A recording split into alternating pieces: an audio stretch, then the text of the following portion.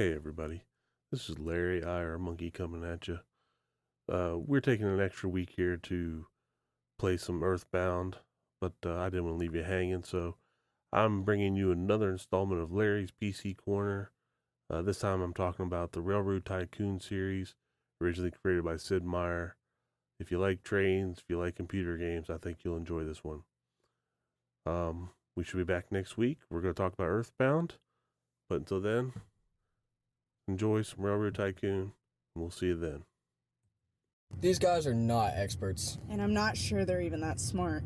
They do like video games. And I guess you could say they're funny. Sometimes. Well, they do like to talk. And they do have opinions. It's time for Video Game Replays!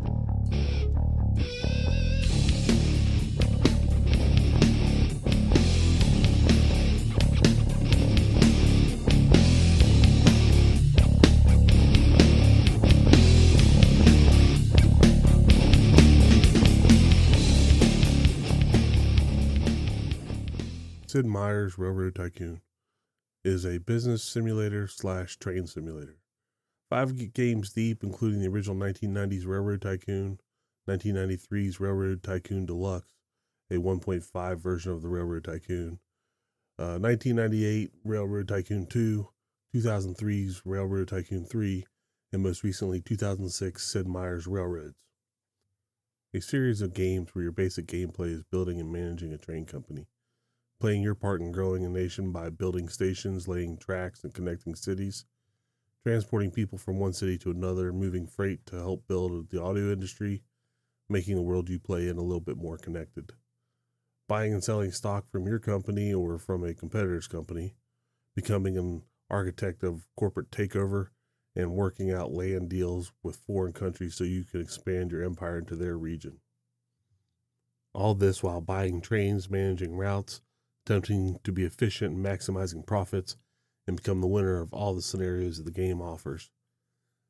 It's back in a simpler time when capitalism was still a game we felt we could win, or at least be a player in, outside of being on the bottom rung.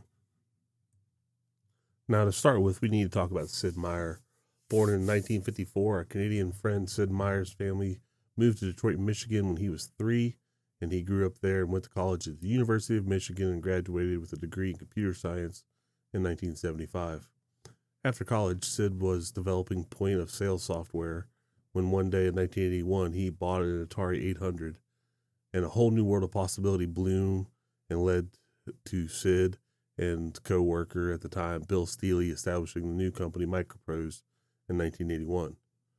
Early games from Microprose included such games as Floyd of the Jungle, a 2D action platformer, Hellcat Ace, Solo Flight, F-15 Strike Eagle, and most flight simulators, and Formula One racing.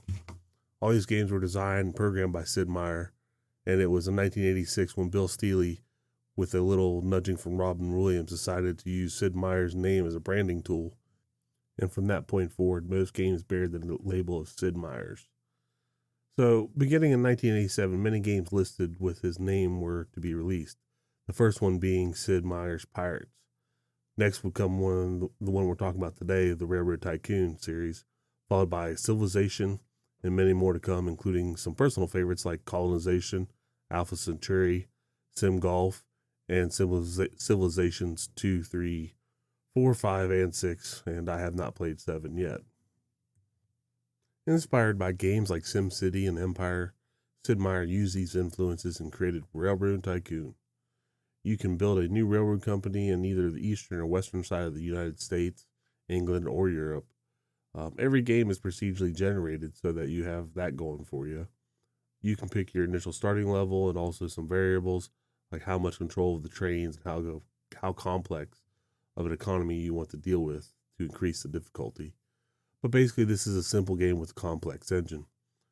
Move people or goods from point A to point B, make money, rinse and repeat. This game was created during the time when you could choose CGA, EJ, or VJ graphics, sound card, or computer speaker beeps. The land graphics are pretty basic. Square, almost icon type tiles that let you know where you're located, what the space that you were on was occupied with, whether it be forest, city, or industries. you can tell what type of terrain you're on, but it's really just a bare minimum. There's actually a lot of icon/letters that will identify where the resources are, and the supply demand is very basic in this game. There are full screen cutscenes that will let you know, like when your first load arrives at a station or some other dramatic thing takes place. Otherwise, you're looking at different elevations of a map and either see lines representing your rails or zoom in a little closer to actually see tracks and your train moving along, pulling up to 6 cars to its destination.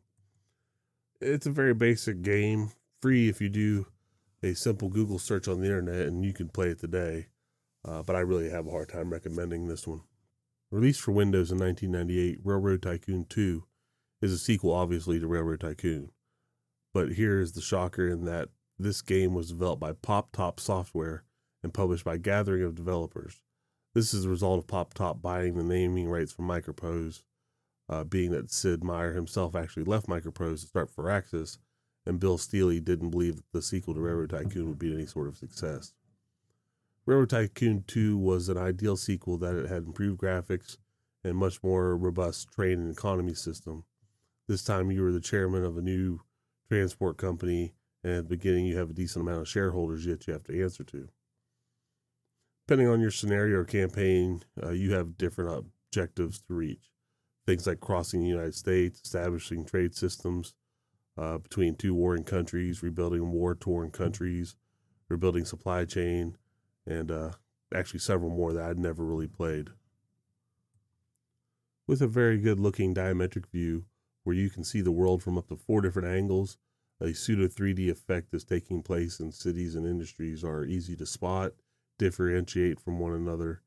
The details are very well thought out, as you easily tell trains and cars apart from distance, and the user interface is simply elegant 3 boxes of information.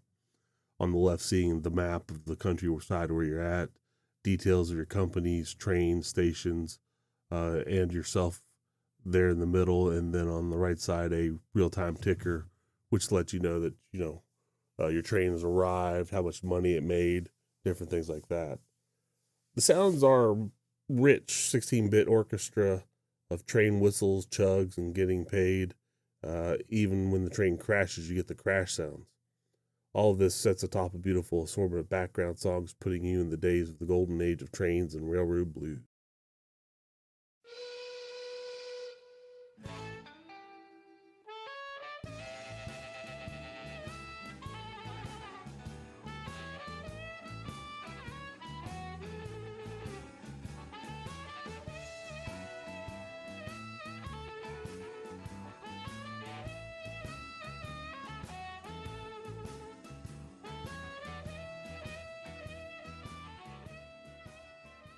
Now, this one is my personal favorite game in the series. The level of control that you have over your character and your manager, your ability to manage your company on many levels in regards to stock buying, selling bonds, borrowing money, selling a dividend, and even getting set up to take over rival companies in a corporate takeover. The tycoon part of this game is very lavish, and you really feel like you're part of the world with all the other Vanderbilts and the JP Morgans that you face in this game. Railroad Tycoon 2 also has what I consider the best scenario in the entire series, simply named United States. It starts in the turn of the century in the year 1900, and you're building a company to basically do whatever you want to do in the new world. So you start from scratch, playing solo or against several opponents. It's really close to feel like a sandbox mode, in that you don't have any set goals, but also leaves you with the challenge to prove that you're tycoon worthiness. But I really just do love this iteration of this game in the series. It feels good, it looks good, it plays good. I've never gotten better at the game, but I keep finding myself coming back, and I think that stands out and says that there's something about this game that makes it better than I can even describe. So definitely with Railroad Tycoon 2, find it, play it. I think you'll enjoy this one. Now, Railroad Tycoon 3. Boy, let me tell you about this one. So, after about 3 hours of downloading a couple patches to get the Railroad Tycoon to work on my Windows 10 PC, I was very disappointed that I could only get the resolution as high as 640 by 480. I watched a couple different videos on someone playing this game in 1080, and it looked really good in an upscaled version. But this one YouTuber had issues with it crashing every time you try to go to different menus, and made note that at certain points things were going to crash, so he had to basically cut his video and splice it together. But this was released in 2003 after about 2.5 years in development. Pop Top returned with gathering of developers to bring forward the third offering in this series. Program designed by Phil Steinmeier, Railroad Tycoon 3 also made its way onto the Mac OS the following year. Now, this was the first truly 3D rendition of Railroad Tycoon in the series, and it seemed to show some promise. But again, I ran into several issues that turned me off immediately. The first one being that the graphics, again, I was stuck in the 640 by 480. It really made deciphering the terrain in towns very hard to do.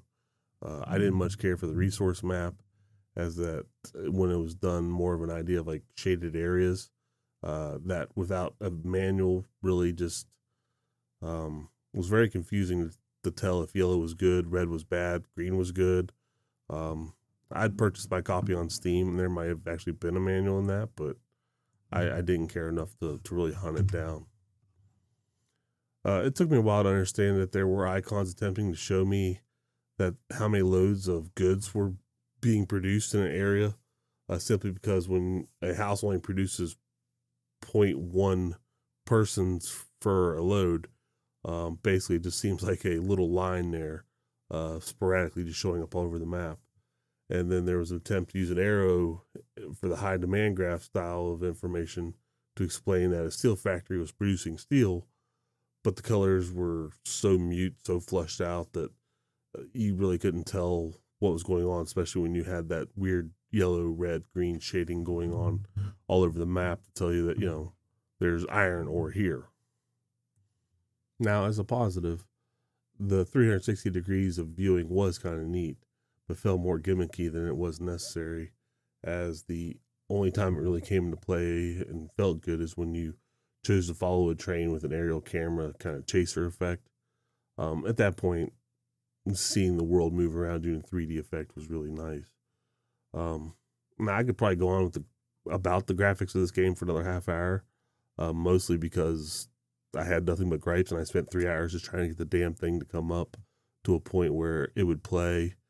But I'll really just kind of leave it at one simple statement. The graphics were bad enough that it made it hard to tell what I was doing and gave me a headache trying to figure out what it was that I was actually looking at. But the train camera chase tool was pretty cool. Again, the composer Jim Callahan nailed this out of the park with rich sounds and even more rich soundtrack this time. This also being a CD game from the 2000s wouldn't be complete without adding voice and movies to every non-essential part of this game to make sure that we all had at least 4 megabytes of RAM to push to the limits. The intro movie was pretty okay, giving playful imagination of a child playing on the tracks, following through time as trains evolved around him. However, if you chose campaign mode, you were taken to a faux museum and basically verbally abused by an old train enthusiast, telling you that he would normally close by now, but he liked you. And it could have just been my frustration and the time I spent attempting to get this game to run that really led me to disliking this old guy. Railroad Tycoon 3 to me just seemed like it was a good idea that went to shit. Visually it was shit. The economic management system of this game was non-existent, and at least to what I could tell, you couldn't find any modifiers for the economy of this game, and some of the scenarios straight out just turned them off. Now, I could be wrong, as there seemed to be a rather large internet following for this game with the boards, the mods, and the patches. I have had to get this game working on Steam, and the discussion boards seem to be rather up to date here in 2025, and it would lead to websites that have been updated in 2025 in regards to Railroad Tycoon 3. So somewhere out there is a love for this game, but you're not going to find me giving this any love, and I'm still still mad at the time I put into this stupid game to get it to work. Only wish that I just watched a video of someone playing it and told you what I had seen. But speaking of that, Sid Meier's Railroads. In 2006, under the Firaxis Games, Sid Meier made his Railroad Tycoon / management return, being a developer of his of this iteration of the old classic that he started many years ago, released on Windows and Mac OS. 6 years later, Railroads would be ported to Android and iOS. And from what I was able to see and read, Railroads has gotten even further away from being a business sim, and seems to be more of an invested on slapping rails on the ground and just building tracks all over the place. But sadly, I will not be playing this game anytime in the future. If it's built well enough or built on the idea that it can be played on a mobile device, I'm just not even interested. It's right up there with meeting your heroes and realizing they're not who you thought they were. So, in closing, Railroad Tycoon, the series, is a very good series for gamers, and possibly a better one for train enthusiasts. If you like playing with trains back in the day, or maybe you're an electric train guy who just doesn't have the time or money or space, check one of these games out.